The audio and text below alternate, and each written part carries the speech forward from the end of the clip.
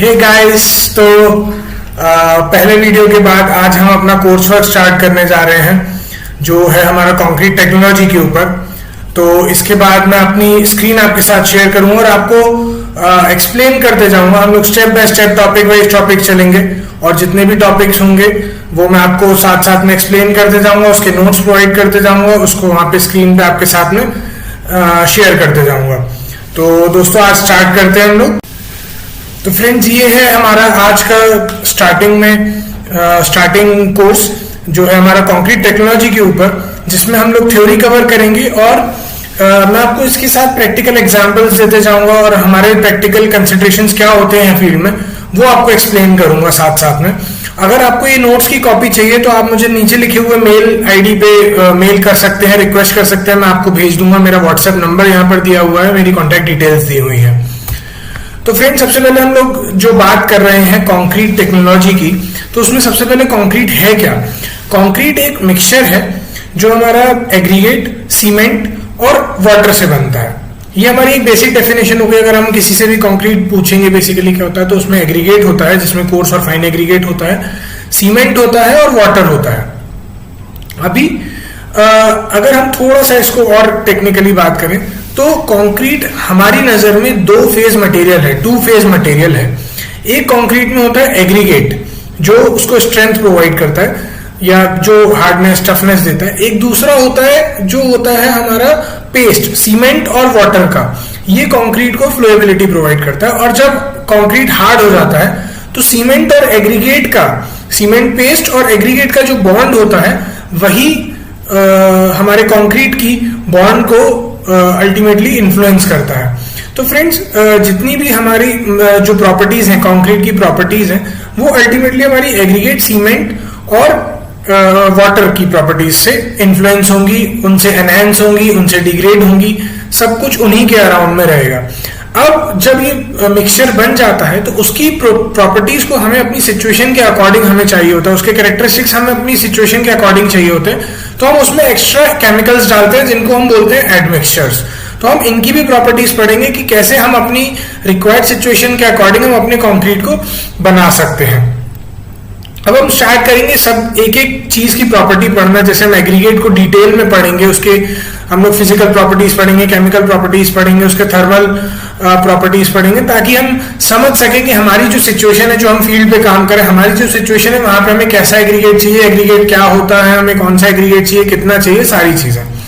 तो जब हम एग्रीगेट्स पढ़ेंगे तो हमको उनके ये टॉपिक्स पढ़ेंगे, उसमें ये पॉइंट्स हैं जो हम उसके बारे में पढ़ने वाले हैं।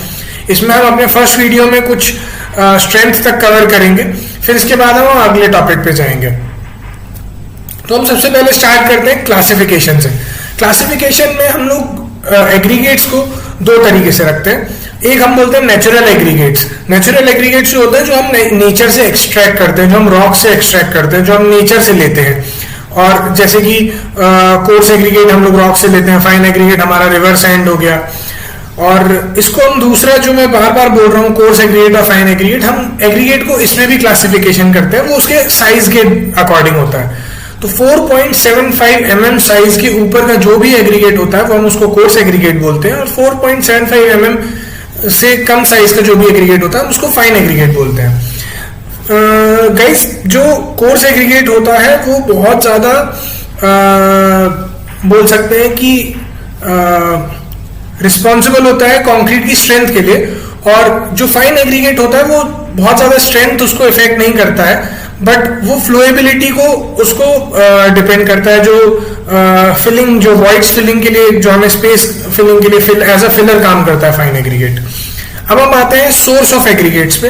तो सोर्स बेसिकली अगर हम देखा जाए कोर्स एग्रीगेट की बात करें तो हमारा जो एग्रीगेट है वो रॉक से ही आता है। तीन तरीके की अलग अलग रॉक्स होती हैं, हम जो हमने पढ़ा है जो अपनी जियोलॉजी में, कि इग्नियस रॉक होती है, सेडिमेंट्री रॉक होती है, मेटामॉर्फिक रॉक होती है। तो इसमें जो मेटामॉर्फिक रॉक होती है इसके कैरेक्टरिस्टिक्स बिल्कुल भी डिजायरेबल नहीं होते हैं एग्रीगेट्स बनाने के लिए, जबकि जो इग्नियस रॉक होती है वो सबसे ज्यादा डिजायरेबल रॉक होती है। एक एग्जांपल मैं टाइप ऑफ रॉक का देना चाहूंगा जिससे बहुत अच्छी क्वालिटी का एग्रीगेट बनता है, वो होता है बसाल्ट। जब भी जहां भी बसाल्ट रॉक पाई जाती है वहां पर बसाल्ट रॉक की माइनिंग होती है, माइंस बनाई जाती हैं। माइंस इन द सेंस जो पूरी रॉक होती है उसके अंदर उसमें ड्रिलिंग की जाती है। ड्रिलिंग करने के बाद उसको ब्लास्ट किया जाता है, कंट्रोल ब्लास्टिंग होती है। प्रॉपर कंट्रोल ब्लास्टिंग करने के बाद उसमें से स्टोन्स निकलते हैं बड़े बड़े इरेगुलर साइज के। उन स्टोन्स को हम लोग फीड करते हैं क्रशर में। वो क्रशर की अलग अलग सीव्स होती हैं जो अलग अलग साइज में 10 mm, 20 mm, 40 mm, 53 mm dust, अलग अलग साइज के अलग अलग मटेरियल अलग अलग रेशियो में निकालकर हमें देती है। जो हमारा बेसिक सोर्स होता है कोर्स एग्रीगेट का। और हमें फाइन एग्रीगेट हमने जनरली अगर हम बात करें नेचुरली तो वो रिवर साइड मिल जाती है, और आर्टिफिशियली बात करें तो थर्मल पावर प्लांट्स में जो फ्लाई ऐश निकलता है, जो ऐश निकलता है लास्ट में, हम उसको कूल करके हम उसको एज अ फाइन एग्रीगेट भी यूज करते हैं। अब साइज ऑफ एग्रीगेट की बात करें तो साइज ऑफ एग्रीगेट जो होता है वो डिपेंड करता है कि हम कितना मैक्सिमम साइज लेना चाहते हैं। वो सब डिपेंड करेगा कि जो हमारा सेक्शन है, क्रॉस सेक्शन है, थिकनेस ऑफ सेक्शन है, वो कितना है। सेक्शन का मतलब है जो हमारा एलिमेंट है, जो हमारा बीम है, कॉलम है, स्लैब है, वॉल है, जो भी हम सेक्शन बना रहे हैं उसकी थिकनेस कितनी है। फिर दूसरा आता है उसमें स्पेसिंग ऑफ रीइंफोर्समेंट कितनी है। अगर मान लीजिए स्पेसिंग ऑफ रीइंफोर्समेंट है 20 mm और अगर हम उसमें maximum size of aggregate 40 mm use कर लेंगे तो वो कंक्रीट उसमें नहीं जाएगा। इसी तरीके से तीसरा आता है क्लियर कवर। क्लियर कवर होता है फ्रेंड्स हमारा जो कंक्रीट और रीइंफोर्समेंट के बीच में जो कवर है वो कितना है, ताकि वो एग्रीगेट उसमें आ सके। चौथा है हमारी मिक्सिंग, हैंडलिंग और प्लेसिंग टेक्निक्स क्या क्या है। फिर आता है हमारा कि एक स्टैंडर्ड साइज हम लोग क्या लेते हैं। तो प्रैक्टिकल कंसिडरेशंस में फ्रेंड्स गाइस हम लोग 20 mm को कंसिडर करते हैं maximum size of aggregate in general cases, unless हम कहीं प्लम कंक्रीट नहीं कर रहे हैं जहां पे हमें 40 mm और 75 mm लेने की जरूरत है। और जैसे कि मैंने बताया बेस्ड ऑन साइज एग्रीगेट जो है वो कोर्स एग्रीगेट और फाइन एग्रीगेट होता है। 4.75 mm से बड़ा हो तो कोर्स एग्रीगेट, 4.75 mm से छोटा हो तो फाइन एग्रीगेट। तो नेक्स्ट हम आते हैं शेप ऑफ एग्रीगेट्स में। तो शेप ऑफ एग्रीगेट जो होता है हमारा वो राउंडेड होते हैं, इरेगुलर शेप्ड होते हैं, एंगुलर होते हैं और फ्लैकी एग्रीगेट्स होते हैं। इसके अलग अलग डिस्क्रिप्शंस और एग्जांपल्स मैंने यहाँ पर मेंशन किए हुए हैं जिसको हमें डिस्कस करने की जरूरत नहीं है। हम अभी डिस्कस करेंगे कि इनमें से हमारे लिए बेटर एग्रीगेट्स कौन से होते हैं। कंक्रीट बनाने के लिए, कंक्रीट की स्ट्रेंथ के लिए हमें कौन कौन से एग्रीगेट, उनकी क्या क्या प्रॉपर्टीज, क्या क्या कंक्रीट की स्ट्रेंथ पे क्या क्या इफेक्ट करती हैं।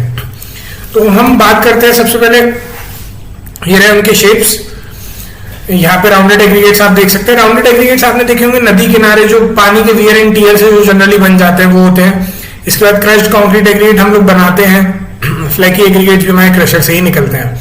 तो अगर हम बात करें कि फ्लैकी एग्रीगेट की, फ्लैकी एग्रीगेट फ्रेंड्स बिल्कुल भी डिजायरेबल नहीं होते हैं कंक्रीट में, कंक्रीट की प्रॉपर्टीज में, क्योंकि वो उसको एक बहुत ही कंक्रीट की जो प्रॉपर्टीज होती है, जो वर्केबिलिटी हो गई, उसकी सीमेंट रिक्वायरमेंट हो गया, उसका स्ट्रेंथ को बहुत ही मतलब नेगेटिव इन्फ्लुएंस करते हैं। वर्केबिलिटी ऐसे कि जो उसका मोशन होता है, जो वर्केबिलिटी बेसिकली जो कंक्रीट की फ्लोएबिलिटी होती है उसको इफेक्ट करते हैं। क्योंकि फ्लैकी एग्रीगेट्स का जो शेप होता है वो चिप्स जैसा होता है, एकदम चपटा फ्लैट एग्रीगेट्स होते हैं। तो वो हमारी और उनकी crushing strength value, crushing value भी कम होती है फ्लैकी एग्रीगेट्स की, जिसके कारण से वो बिल्कुल भी डिजायरेबल नहीं होते हैं। अब बात करते हैं एंगुलर एग्रीगेट्स की और राउंडेड एग्रीगेट्स की। तो एंगुलर एग्रीगेट्स की अगर वो बहुत ज्यादा एंगुलर नहीं है, उनकी हम एक पर्टिकुलर एंगुलर वैल्यू निकाल लेते हैं, जो कि हम एक आईएएस कोड के एक टेस्ट से निकालते हैं, आईएएस 2386 पार्ट 1 1963 के, जिसको हम एंगुलरिटी नंबर बोलते हैं। और उसके कंसिडरेशन में हम लोग डिसाइड करते हैं कि हम उसे ले सकते हैं कि नहीं ले सकते हैं। सॉरी। फिर अगर हम बात करें कि एंगुलर एग्रीगेट्स और राउंडेड एग्रीगेट्स में बेटर कौन सा है, तो एक ये बहुत ही कंट्रोवर्शियल स्टेटमेंट होगा, क्योंकि दोनों के अपने अपने प्रोज और कॉन्स है, जिसको हम अभी डिस्कस करते हैं। और जब हम बात करते हैं कि हम शेप्स की बात कर रहे हैं, तो डेफिनेटली जो एग्रीगेट का जो टेक्सचर होता है वो भी इफेक्ट कर जाता है, क्योंकि जो राउंडेड एग्रीगेट्स होते हैं जो पानी के वियर एंड टियर से बनते हैं, वो आपने देखे होंगे बहुत ही स्मूथ टेक्सचर्ड होते हैं, और जो एंगुलर एग्रीगेट्स होते हैं वो थोड़े से रफ टेक्सचर्ड होते हैं। इस बात को हम थोड़ा सा ध्यान में रखेंगे जब हम बताएंगे, तो ये काम में आएगा।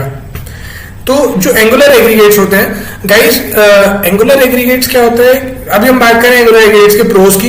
तो एंगुलर एग्रीगेट्स क्या होता है कि वो इंटरलॉकिंग प्रोवाइड करते हैं। एंगुलर होते हैं, ये यहाँ से एंगुलर है, ये यहाँ से एंगुलर है, दोनों के बीच में इंटरलॉकिंग हो जाती है। इंटरलॉकिंग होने की वजह से इनकी बॉन्ड स्ट्रेंथ इंक्रीज हो जाती है। तो जहां पे हमें हायर कंप्रेसिव स्ट्रेंथ चाहिए होती है, जैसे कि पेवमेंट में, रोड्स में, तो वहां पर इंटरलॉकिंग ऑफ एग्रीगेट्स जो होती है वो बहुत स्ट्रेंथ को इफेक्ट करते हैं, तो हम लोगों को इससे बेनिफिट मिलता है। दूसरा, अगर हमने जैसे अभी बोला कि हमारे जो एंगुलर एग्रीगेट्स होते हैं वो रफ टेक्सचर्ड होते हैं मोर देन दी राउंडेड एग्रीगेट्स, तो ग्रेटर सरफेस एरिया जो होता है वो हायर बॉन्ड स्ट्रेंथ देता है। जो उनमें मतलब जो रफ टेक्सचर्ड होते हैं, रफ टेक्सचर्ड होने की वजह से उनमें सरफेस एरिया ज्यादा हो जाता है, कॉन्टैक्ट एरिया ज्यादा बढ़ जाता है, और वो कॉन्टैक्ट एरिया ज्यादा बढ़ने के कारण से उनकी बॉन्ड स्ट्रेंथ इंक्रीज हो जाती है, जो उनकी पेस्ट के साथ रहती है। मतलब एग्रीगेट अगर वो रफ टेक्सचर्ड है और उनके ऊपर अगर पेस्ट आके चिपकना है, स्मूथ एग्रीगेट में वो स्लिप हो सकता है, बट वो रफ टेक्सचर्ड एग्रीगेट में जो उनके रफनेस होती है वो उस पर आके स्टिक कर जाता है, तो इससे वो अल्टीमेटली स्ट्रेंथ, बॉन्ड स्ट्रेंथ को इंक्रीज करता है। अगर मैंने एक छोटा सा वहां पे नोट लिखा हुआ है, राउंडेड एग्रीगेट जो होते हैं उसको लुब्रिकेंट की जरूरत नहीं होती है, तो वो वर्केबिलिटी को वो इंक्रीज करते हैं हमारे, क्योंकि वो स्मूथ टेक्सचर्ड होते हैं।